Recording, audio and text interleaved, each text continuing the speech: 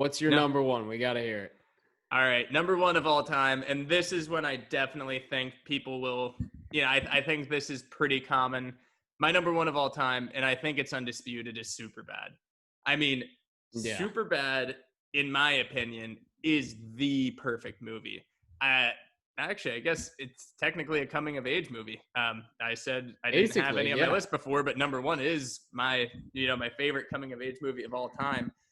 I mean, they just worked on the script for 15 years. Like, they started when they were 15 or something and ended up graduating high school. So it ended up changing and evolving. And I think only something that takes that much time and that much attention can produce a script like this. And also the acting. They were just perfect. Jonah Hill was perfect for this role. Okay, even the guy, when I went back and watched, recently, because this is something you have to watch, I feel like either every year or every 2 years just to see it again. Absolutely. There's a guy, I don't know his name. He's in Brooklyn Nine-Nine. He's like the second lead in Brooklyn Nine-Nine. He's the guy who hits them with his car. You look like Jimmy's brother, man. You clearly look like Jimmy's brother. He's like the tweaker who hits them with his car, and just seeing that and bringing him, because until then you just think of him as like this crazy dude who hits somebody with their car, and you're like, oh fuck, it's a real actor. Because in that movie, you're so in that movie, in that mind space of just thinking that it's real, because it's so true to form and true to like like we were just talking about before, hiding booze when you were younger. This is an exact representation of what kids go through when they're that age and they're trying to be cool. They're trying to fit in. They're trying to get girls. And then to have all this happen, it's almost like you're kind of living it with them. And then there's the little tidbits of like him getting a McLovin ID. Like, we all know an idiot that got like an ID that we know is not going to work. Yeah. And they just got it for the value. Like, that's hilarious. It's all so like, it's also relatable, but not in like I keep saying cheap, but like it's not relatable to be relatable. It's relatable because they were writing the script while that kind of stuff was happening. Like, it literally progressed throughout their lives, and they were just doing the same thing everyone else was doing. So it was fantastic. That guy's name, by the way, was Joe Latruglio.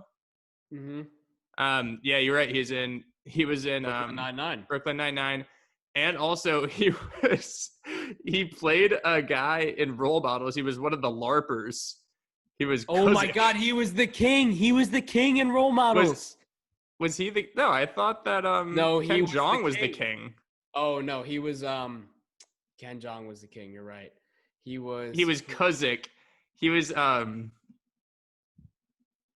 wait. I got to ask his lines right here. You ready for me to read the quotes? I'll do it in his voice because that's the only way you're going to get to know it. He's the one that goes, rub-a-dub-dub. Oh, my.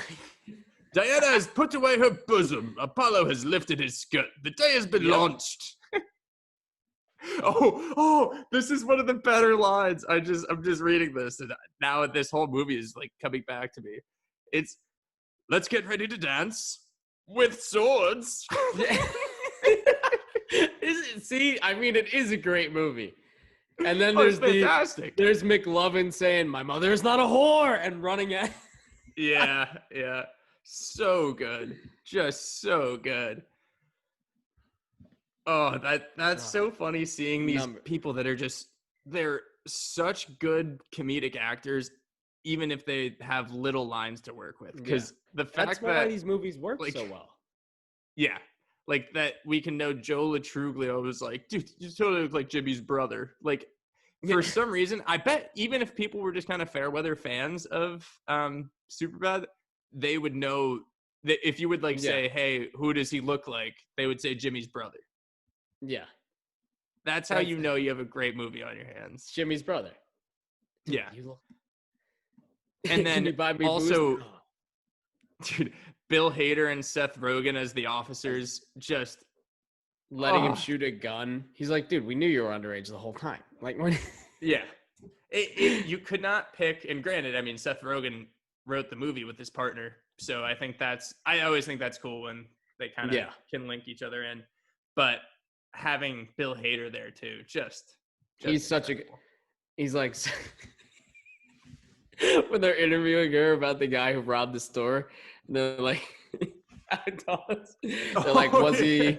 They're like, was he? Was he like us? Or Was he like us? She's like, Jewish? He's like, no, no. But their whole thing, like, you would just assume everything was covered in semen. It'd be so much easier if it was.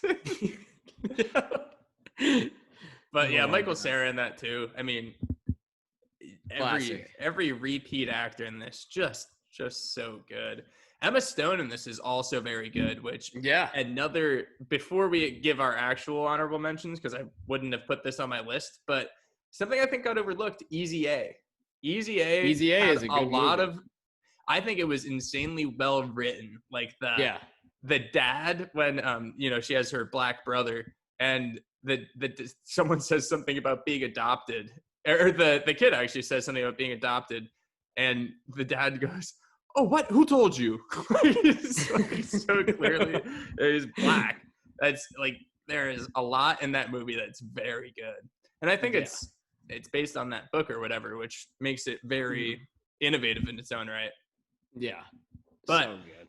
That was Easy Number one. Let's get to your number one. What's my number one? We touched on it before. It's Tropic Thunder. Just for everything that comes together. Everything that comes together. Robert Downey Jr. playing an Australian who's playing a black man, and the one line where he's like, "It's like, you people.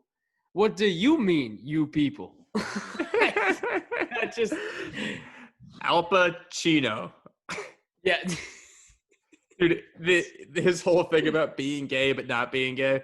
Like, so Tropic Thunder had so much impact on me. I'm shocked that I put it at number 6, because I totally respect you putting it at number 1. So funny. Speaking of Al Pacino, you should realize how much I love this movie by the fact that my brothers and my gamer tag on Xbox when we were kids was Drink Booty Sweat. It was straight up Drink Booty Sweat from Al Pacino. And then the best person in the entire movie, I think, is Tom Cruise. Les Grossman. Grossman is the agent. And Matthew McConaughey is his agent, and Les Grossman is the owner of the studio. Matthew McConaughey playing Wii tennis is hilarious. So he's on the phone talking to Tug, playing Wii tennis. Yeah. For some reason, gets me. And then Tom Cruise, his random outbursts, screaming Diet Coke, and when he's on the phone with like, Flaming Dragon. Who is this? Flaming Dragon. He's like, I don't give a fuck who you are. You get my boy TiVo, or I'm gonna. Comes in his chopper, throws the T. Dude, when Ben Stiller's running back, he's like, I need to stay with my son, and then he's running back to the helicopter, and the little kid's stabbing him in the back. He throws him off of the bridge. Unreal. And then the first, like, when the guy blows up, the director blows up, and Ben Stiller's like, no, dude, this is all props, and starts licking the stuff. Everyone's grossed out. Yeah, Tropic Thunder, absolutely Jack Black, fantastic Robert movie. Downey Jr., Ben Stiller, like that. Can't get better than that. But, no. I mean, that movie was just a great, like, that has to be my number one just because of everything that's in it. Everything. Yeah. I'm not confident. I'm not quite confident about the order I have some of these these top 10, but I am very confident that they are my top 10. I'm confident in everything we listed. Yeah. So how about we'll run through our top 10s, and then we'll do some honorable mentions that we didn't mention before. Yeah.